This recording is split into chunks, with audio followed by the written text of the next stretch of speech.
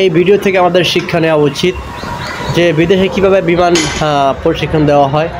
দেখেন তারা কিন্তু সাগরের উপরে বিমান প্রশিক্ষণ দেয় যাতে করে কোনো দুর্ঘটনা না ঘটে, কিন্তু কিছুদিন আগে দেখতে পাচ্ছেন আমাদের দেশে একটি প্রশিক্ষণ বিমান দুর্ঘটনা কিন্তু অনেক ছাত্রছাত্রী মারা গিয়েছে। তো আসলে আমাদের এই ভিডিও থেকে শিক্ষা নেওয়া উচিত প্রতিটা বিমান প্রশিক্ষণ বিমান দ্বারা সাগর বা নদীর ভিতরে উপরে কোনো নদীর উপরে অথবা কোনো ফাঁকা জায়গায় বিমান প্রশিক্ষণ করা হয়। এজন্য সবাই ভিডিওটা বেশি বেশি শেয়ার করে দিবেন।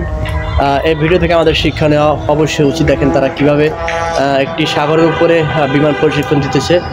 আসলে এটা আমাদের অনেক ব্যর্থতা। একটি আবাসিক এলাকার উপরে কীভাবে বিমান প্রশিক্ষণ করা হয় এটা আমরা বুঝতে পারতেছি না। তো আসলে ভিডিও সবাই শেয়ার করে দেবেন, ঠিক আছে? আর দেখেন কীভাবে তারা বিমান প্রশিক্ষণ দিতেছে একটি নদীর উপরে।